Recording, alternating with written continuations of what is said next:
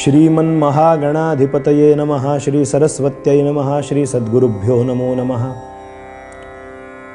मंडळी नमस्कार। अत्रिपुत्र दत्तात्रेयांचा आणि नाथ संप्रदायाचा संबंध काय हा पडताळून पाहत असताना मच्छिंद्रनाथांचा जन्म आपण पाहिला। मच्छिंद्रनाथांनी साधना करून संचार करताना काही विलक्षण घटना घडली आणि त्या उज्जैन प्रांतातल्या त्या भागामध्ये, मध्य प्रदेशामध्ये त्या उकिरड्यावर टाकलेलं ते जी विभूती होती त्यातून गाय दुपारच्या वेळेला यायची आणि गायीच्या त्या सडातून ते दूध खालीपर्यंत पोचायचं आणि 12 वर्ष ज्या देहाचं पोषण केलं गेलं म्हणून मच्छिंद्रनाथांनी नावच त्या पोराचं ठेवलं, गायीनं राखलं म्हणून गोरक्ष, गोरखनाथ किंवा गोरक्षनाथ। काय अधिकार आहे गोरक्षनाथांचा? साक्षात महादेवांचं स्वरूपच आहे ते। आपल्या शिष्योत्तमाला बरोबर घेतलं। मध्ये एक नाथ संप्रदायात वड्याची गुरूंना भिक्षा म्हणून मच्छिंद्रनाथांनी गोरक्षनाथांची परीक्षा पाहिली असंही वर्णन आख्यानामध्ये सांगितलं जातं। परंतु आपण मुद्दा पाहत असताना मच्छिंद्रनाथ गोरक्षनाथांना घेऊन गिरनार पर्वतावरती पोहोचले। गिरनार पर्वतावरती अत्रिपुत्र दत्तात्रेयांनी 12,500 वर्ष तपश्चर्या केली आहे, मागे मी सांगितलंय। त्या दत्तात्रेयांच्या तपस्थलीला 84 सिद्धांना कृपानुग्रह सुद्धा ज्या पर्वतावरती केला ती दिव्य भूमी म्हणजे गिरनार। जुनागडचा पायथा वरती चढून गेल्यानंतर गिरनार पर्वत, आणि त्या गिरनार पर्वतावरती आजही आपण जेव्हा जातो तेव्हा जैन मंदिर सोडल्यावर, अंबाजीचं मंदिर सोडल्यानंतर आपल्याला समोर पहिल्यांदा काय लागतं तर आजही जी मंडळी या माध्यमातून हे ऐकत असतील त्यांच्या लक्षात येईल, जी मंडळी गिरनार पर्वतावरती पोहोचली असतील त्यांच्या लक्षात येईल, किंवा जी जाऊ इच्छितात ते जेव्हा जातील तेव्हा त्यांना हे निश्चित लक्षात येईल, त्यांना हे नक्की आठवेल की भगवती महालक्ष्मीचं दर्शन घेतलं, अंबाजीचं दर्शन घेतलं की पहिले जर आपल्याला कुणाचं दर्शन आजही गेल्यानंतर मिळतं गिरनार पर्वतावरती, त्याचं नावच आहे गोरखधुनी।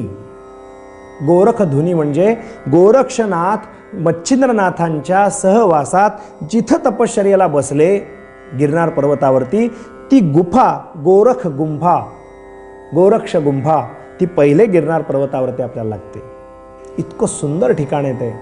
आजही त्या स्थानाचं जाज्वल्य एवढं आहे की नाथ सांप्रदायिक लोक गिरनार पर्वतावरती मुद्दाहून जातात, मच्छिंद्रनाथांचं दर्शन घेतात। मागच्या बाजूला मच्छिंद्रनाथांचं मंदिर आहे, त्याच गोरख गडावरती एका टोकावरती ती जिथे गुफा आहे त्या गुफेच्या मागच्या बाजूला गुरूंचं स्थान, मच्छिंद्रनाथांचं स्थान आहे आणि गोरख गुंफा म्हणून आहे, गोरक्षनाथांची गुफा आहे।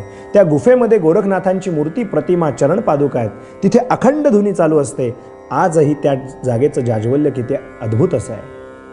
म्हणजे आज आपल्याला जेव्हा त्या संदर्भ सापडतात तेव्हा आपल्या लक्षात येतं की नाथ संप्रदायात जे वर्णन करून ठेवले की गिरनार पर्वतावरती अत्रिपुत्र दत्तात्रेयांनी म्हणजेच अवधूतांनी, म्हणजेच दत्तात्रेयांनी, अवधूतांनी हा कृपानुग्रह केला। मच्छिंद्रनाथांच्या सहवासात मच्छिंद्रनाथांनी दत्तात्रेयांचं दर्शन घडवलं आणि दत्तगुरूंनी गोरक्षनाथांना बोध केला। म्हणजे नाथ संप्रदायात मच्छिंद्रनाथांना, गोरक्षनाथांना दत्त महाराजांनी ज्ञानदानाचं काम केलं। म्हणून गुरु परंपरा या रूपाने गुरु म्हणून जर कोण असतील नवनाथ संप्रदायाचे, मागे पण काही भागांमध्ये मी सांगितलं, आपण रसवंती गृहात किंवा अन्य कुठे ठिकाणी पाहिलं तरी मागे नवनाथ दिसतात आणि त्या नवनाथांच्या मागे दत्तात्रय दिसतात। मुख्य मच्छिंद्रनाथ, मच्छिंद्रनाथातून गोरक्षनाथ आणि ह्या 2 गुरु शिष्यांची ही जी काही जोडी आहे, जोडगोळी आहे, यांनी गिरनार पर्वतावरती राहिले, गिरनारवरती तपश्चर्या केली। अतिशय विलक्षण असं चरित्र या गिरनारवरती राहिले असं वर्णन आहे। दत्तप्रबोध इत्यादी ग्रंथामध्ये पण पुढे वर्णन आलेली आहेत काही दत्तात्रेयांच्या सहवासामध्ये। आपण पुढे केव्हा तरी त्याचा भाग सविस्तरपणे पाहू, परंतु दुपारच्या भिक्षेच्या वेळेला बाहेर संचार करायला लागतं आणि योग साधनेत आपल्या उपासनेमध्ये थोडा व्यत्यय येतोय हे लक्षात आलं। कारण कितीही झाला संन्यासी तरी तो माध्यान्ही उपवासी, तुकोबाराय म्हणाले।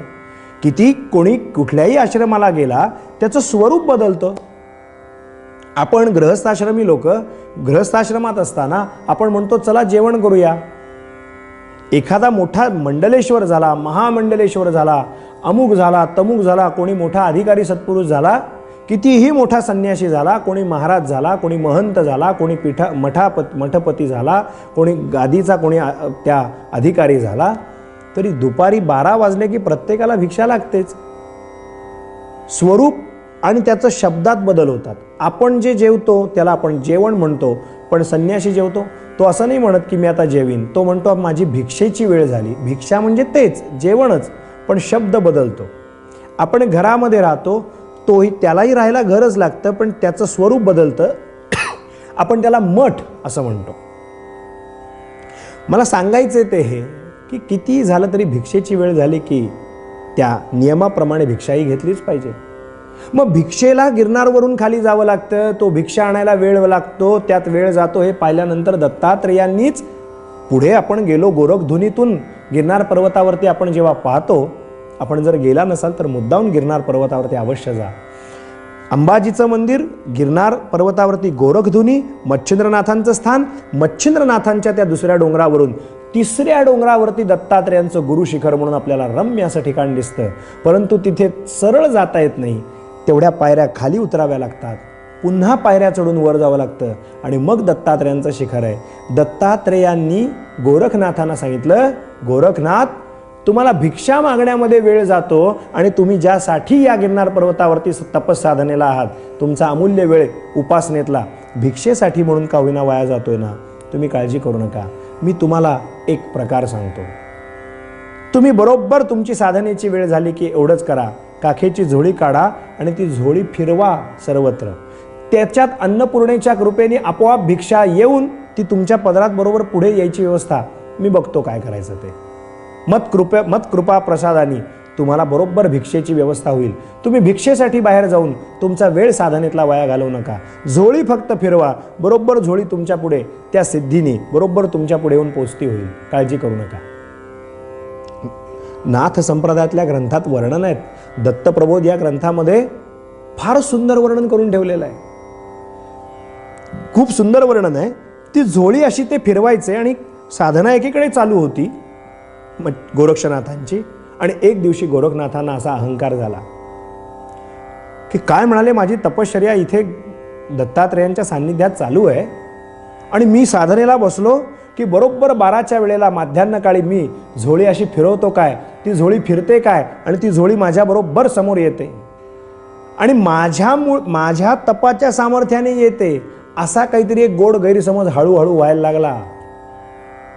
दत्त महाराजांच्या लक्षात आली ही गोष्ट, दत्तात्रेयांच्या लक्षात आली ही गोष्ट की साधना करतोय, याला जगाचं पुढे कल्याण करायचंय आणि ज्याला साधना करून जगाचं पुढे कल्याण करायचंय, आत्मोद्धार गाठायचा आहे, स्वतः साधना करून लोकांचंही भलं करायचंय, त्याच्या ठिकाणी अहंकार असता कामा नये. याला कळलं नाही हे कोणाच्या कृपेमुळे येतंय. याला जरा आज गंमत दाखवूया गोरक्षनाथांना. ती झोळी तर फिरत गेली बाहेर, पण झोळी बराच वेळ झाली आलीच नाही. ती दत्त महाराजांनी अडवून ठेवली होती. मग त्यांनी प्रार्थना केली, मी एवढ्या पद्धतीनं प्रयत्न करतो पण आज झोळी का येत नाही. तेव्हा लक्षात आलं, दत्तात्रेयांनी समोर येऊन जेव्हा बोध केला की झोळी मी अडवले, आता लक्षात आलं ही कोणाच्या कृपेने व्यवस्था झाली, अहंकार यायचं कारण काय. मग त्यांच्या लक्षात आलं आणि अवधूत स्वरूपाचं चिंतन करायला सुरुवात केली. आपण म्हणतो अवधूत चिंतन श्री गुरुदेव दत्त. त्यांच्या लक्षात आलं, महाराजांनी सांगितलं सत्कर्म करायचं आहे, सदाचार ठेवून कार्य करायचं आहे, अहंकार नको. मग अवधूतांची आणि नाथ परंपरेची नेमकी तत्वज्ञानाची भूमिका काय आहे आपण उद्याच्या चरित्राख्यानात निश्चित बघूया. आपण त्याच्यामध्ये पाहू गोरक्षनाथ आणि दत्तात्रेयांचा संवाद काय झाला, त्याचा थोडक्यात खुलासा आपण उद्या पाहू. आज इथेच वाणीला विराम देऊ. अवधूत चिंतन श्री गुरुदेव दत्त दत्त दत्त.